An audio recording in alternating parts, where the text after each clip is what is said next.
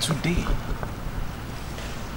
going by all this aforementioned problem that are within the institution called the Nigerian police, would you say the Nigerian police, right from the onset till date, has failed?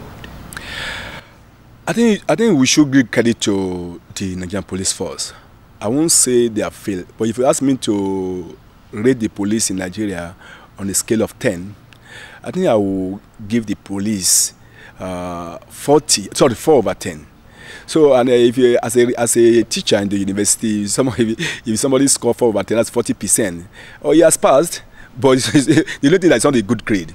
So I think that would be my assessment of the Nigerian police, given the fact that many things they ought to be doing, they are not doing.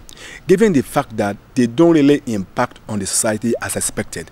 Given the fact that we've had cases and instances of extrajudicial killing. Given the fact that talking about so many other issues confronting the Nigerian police, they are also affected.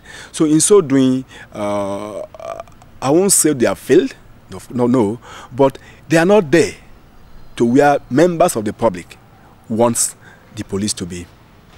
Now, having said this, how do you think the Nigerian police force, the management, can better reposition the institution of Nigerian police? Since in your today's inaugural lecture, you said Trinity and policing as a mission. Yeah. How do you think they should better position themselves for this great mission which you have highlighted? Yeah.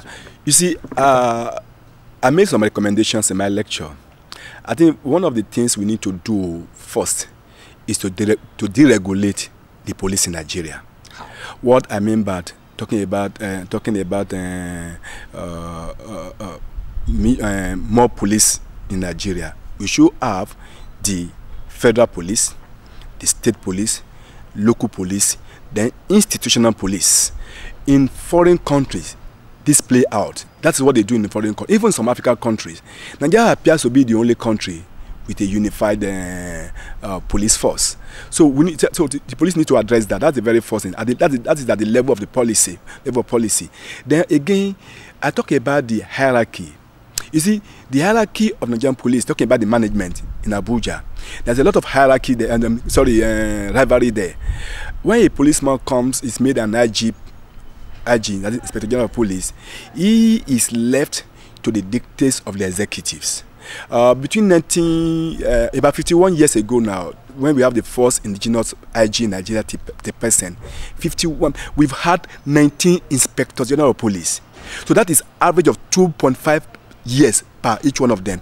You see, you can't bring about a policy, a good policy within 32.5 or 3 years. It's not possible. So that's why I also recommended that the tenure of the IG should, the IG tenure should be something that is known. Maybe 5 years, 6 years. Like the VCs in the Univetrsity, the VCs stay on board of the Ivory Tower for 5 years. So if you have an IGP who spend 5 years in the office, unless something untoward happens, which government can remove him, so it will not lead to what I refer to stability in policy, security policies. That is one. Number two, the rank and file. No, before I talk about the rank and file, talking about the officers as well. As much as possible, we should do in such a way that will make things work very well for them.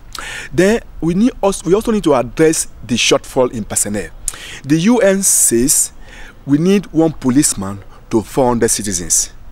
With about 180 million Nigerians, excluding foreigners, and with about 370,000 policemen, including officers in Nigeria, if you put that in the ratio, it is ratio 1 police to 574 Nigerians.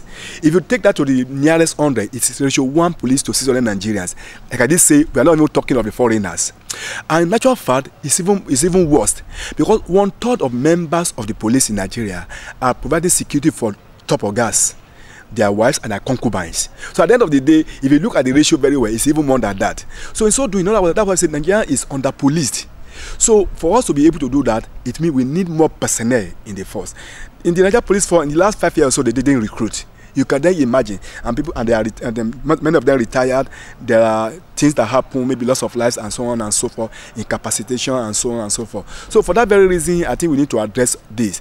And like I also said the other time, the multi-level policing, that's federal, state, local, and national policing, should be entrenched. Again, I think it is high time the federal government declared what I refer to as emergency in the Nigerian police force.